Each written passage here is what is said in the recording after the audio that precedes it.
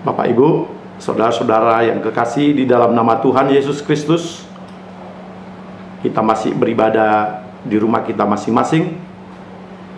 Kita akan mendengarkan firman Tuhan yang menjadi renungan kita pada Minggu 17 Mei 2020. Sebelum kita mendengarkan firman Tuhan, saya mengajak Bapak dan Ibu untuk kita berdoa kepada Tuhan. Mari kita berdoa. Kami bersyukur kepadamu ya Tuhan, atas segala kebaikan Tuhan yang tetap menyertai kami dari hari ke hari, minggu ke minggu, dan sampai pada saat ini Tuhan masih memperkenankan kami untuk hidup. Dan hidup yang Tuhan berikan, kiranya kami dapat mengisinya melalui segala kegiatan kami yang memuji dan memuliakan nama Tuhan. Secara khusus Tuhan, pada hari ini kami ingin mendengarkan sabda-Mu. Bersabdalah Engkau Tuhan. Kami anak-anak Tuhan telah siap mendengarkan firman-Mu. Di dalam nama Tuhan Yesus Kristus kami berdoa dan bersyukur kepadamu saja. Amin. Salam Bapak dan Ibu, saudara-saudara yang kekasih. Firman Tuhan yang akan menjadi renungan kita pada Minggu 17 Mei 2020 ini, kita akan mendengarkan dari Yohanes pasal 14 ayat 15 sampai dengan ayat 21. Demikian firman Tuhan kepada kita. Jikalau kamu mengasihi aku, kamu akan menuruti segala perintahku. Aku akan minta kepada Bapa, dan Ia akan memberikan kepadamu seorang penolong yang lain, supaya Ia menyertai kamu selama-lamanya, yaitu Roh kebenaran. Dunia tidak dapat menerima Dia, sebab dunia tidak melihat Dia dan tidak mengenal Dia. Tetapi kamu mengenal Dia, sebab Ia menyertai kamu dan akan diam di dalam kamu. Aku tidak akan meninggalkan kamu sebagai yatim piatu. Aku datang kembali kepadamu. Tinggal sesaat lagi, dan dunia tidak akan melihat aku lagi, tetapi kamu melihat aku, sebab aku hidup dan kamu pun akan hidup.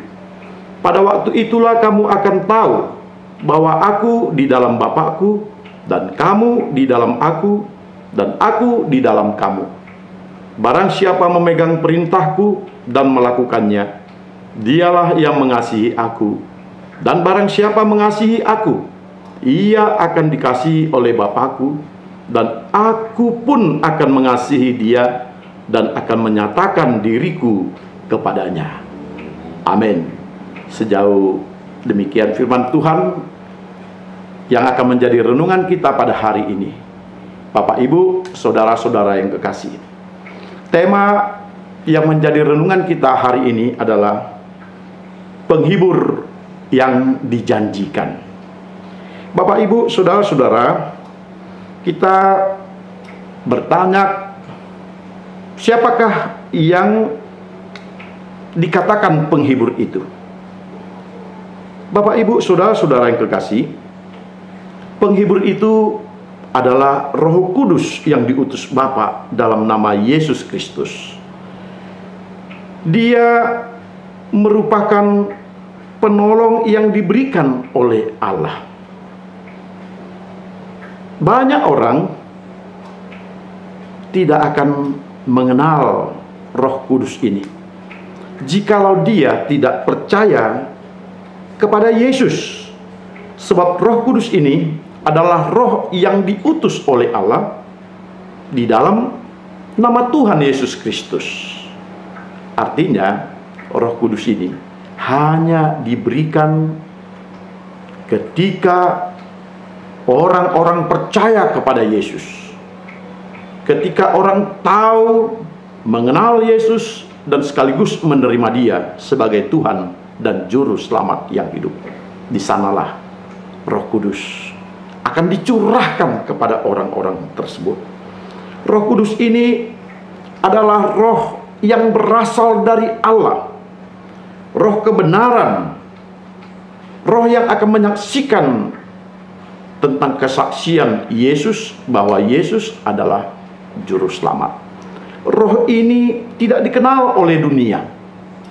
Roh ini juga bukan berbentuk seperti pribadi manusia yang mungkin banyak, bahkan ada agama-agama yang mencoba menafsirkan seolah-olah ini adalah nubuatan tentang seseorang di agamanya, pribadi seseorang di agamanya. Tetapi Roh Kudus ini sebetulnya adalah roh yang berasal dari Allah, yang hanya akan memberitakan tentang Yesus Kristus dan seluruh pekerjaannya. Apabila orang lain yang beranggapan bahwa dia dipenuhi dengan Roh Kudus tetapi tidak memberitakan tentang Yesus Kristus, tentang pekerjaan Yesus Kristus, tentang segala hal yang berhubungan dengan Yesus Kristus sebagai juru selamat, itu bukan Roh Kudus.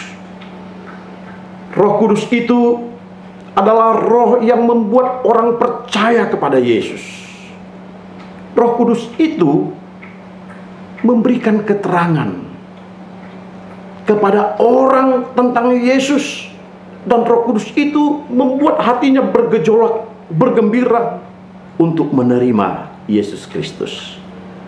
Sehingga hubungan dengan roh yang diberikan oleh Allah dengan Yesus itu memang sudah nyata, bahwa Roh Kudus itu hanya akan memberitakan kabar Injil tentang Yesus Kristus, bahwa Yesus adalah anak Allah yang diutus ke dunia ini untuk menyelamatkan manusia. Bapak, Ibu, saudara-saudara yang kekasih, Roh Kudus itu adalah penghibur bagi setiap orang yang percaya. Apabila orang-orang yang percaya mendapatkan banyak pergumulan di dalam hidupnya, banyak pencobaan, banyak tantangan, terutama di dalam hal menguatkan iman, disinilah peranan Roh Kudus yang paling utama. Ketika banyak orang-orang mencoba untuk menganiaya orang-orang Kristen, mencoba untuk melemahkan iman orang Kristen, mencoba untuk memberitakan sesuatu hal yang bertolak belakang dari Alkitab, disinilah peranan Roh Kudus. Roh Kudus akan meneguhkan iman orang yang percaya. Roh Kudus akan memberikan kekuatan kepada orang yang percaya untuk bertahan di tengah-tengah aniaya, di tengah-tengah persoalan-persoalan yang menantang iman orang Kristen itu.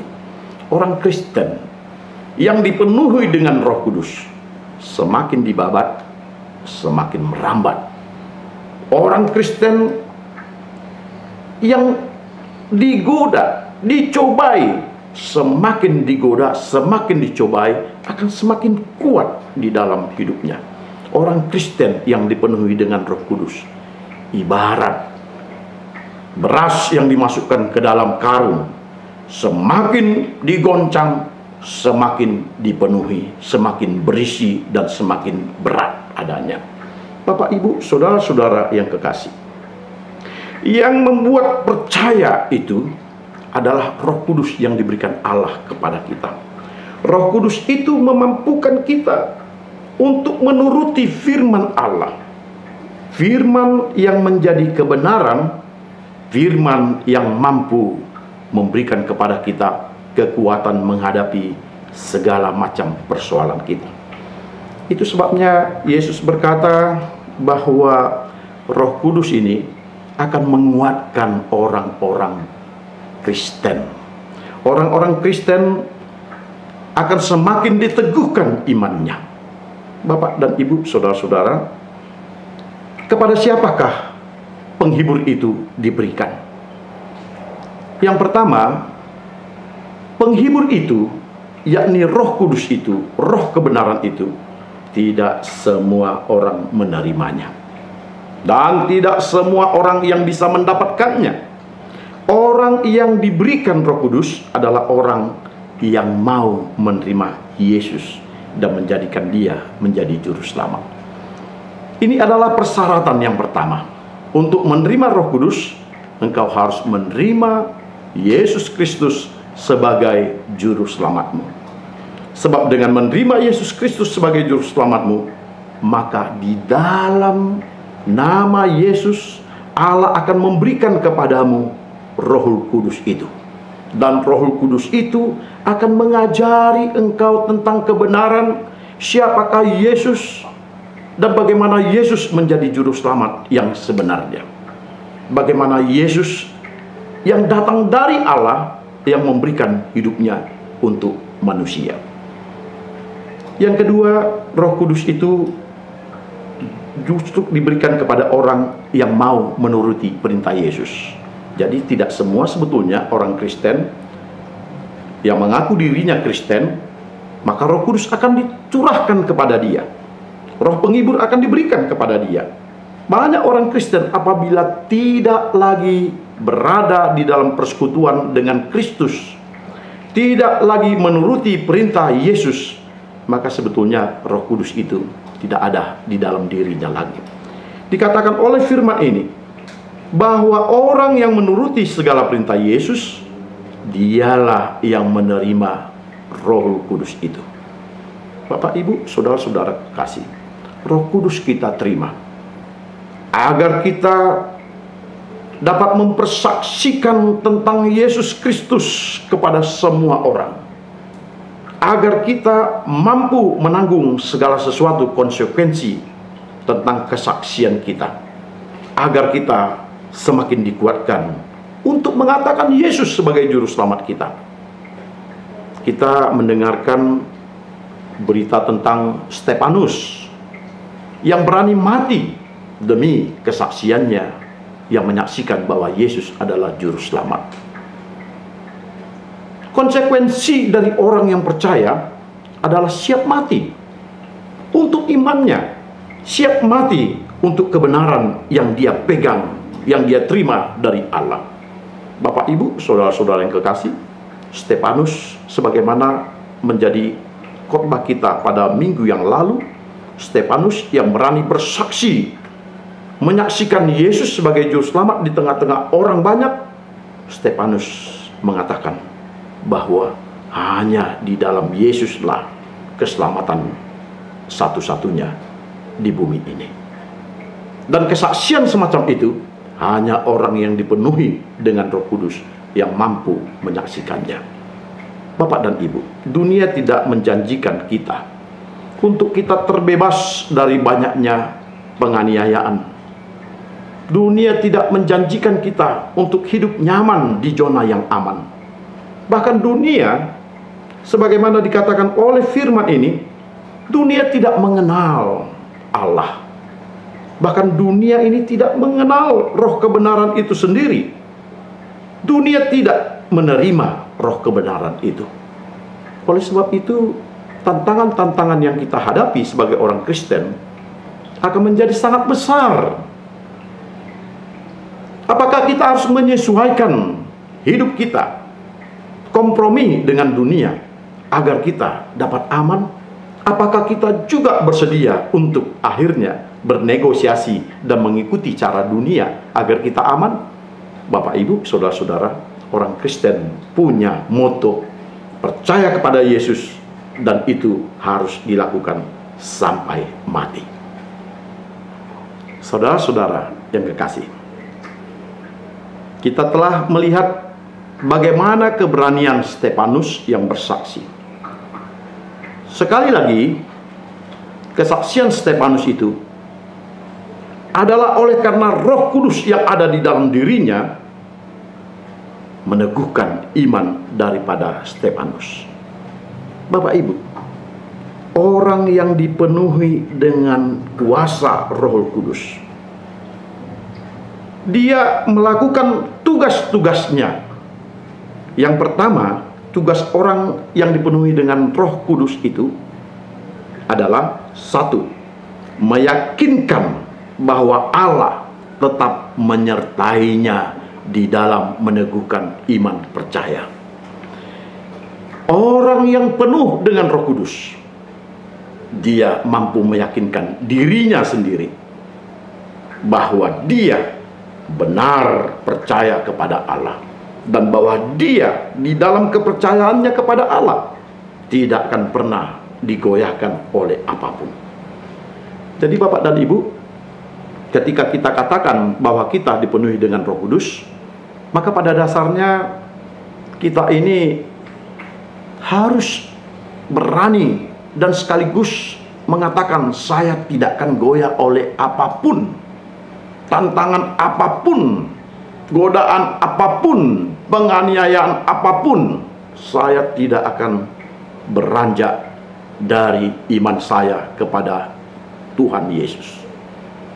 Mudah-mudahan Bapak dan Ibu yang benar-benar percaya kepada Yesus akan diberikan kesempatan untuk menjadi saksi di dunia ini, bahwa sekaligus engkau menghadapi tantangan, engkau menjadi orang yang dikatakan laskar Kristus yang setia.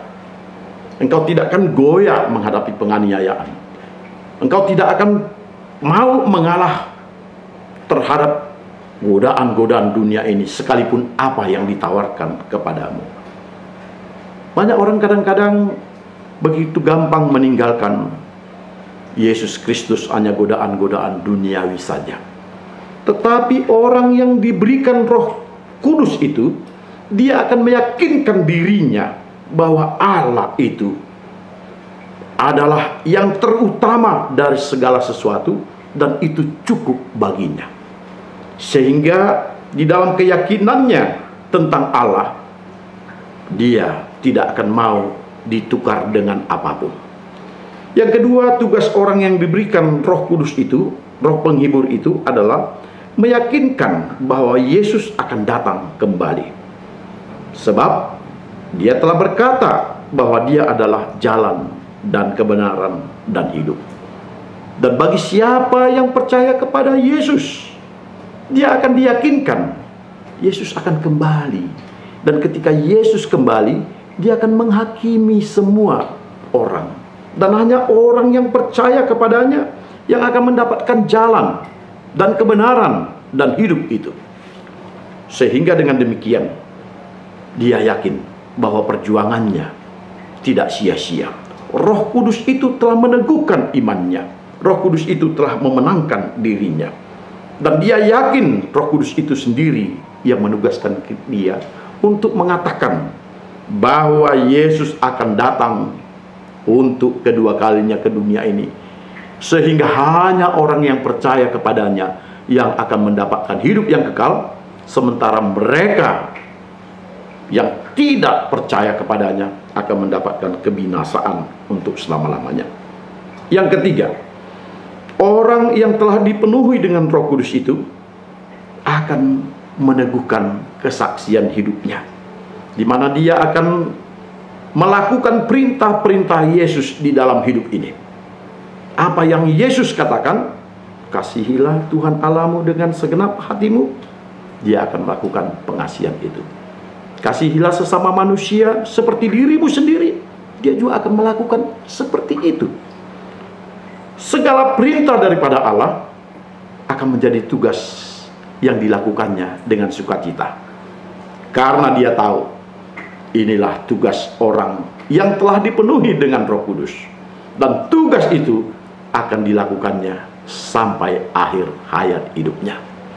Bapak, Ibu, saudara-saudara, jadilah orang Kristen menjadi pemenang, bukan menjadi orang Kristen yang pecundang. Ketika engkau dipenuhi dengan Roh Kudus, maka jadilah engkau menjadi orang Kristen yang bersaksi, yang berani mengatakan bahwa Yesus itu adalah juru selamatmu sampai selama-lamanya. Dan engkau berani memegang imanmu sekalipun banyak godaan-godaan yang datang menerpa hidupmu.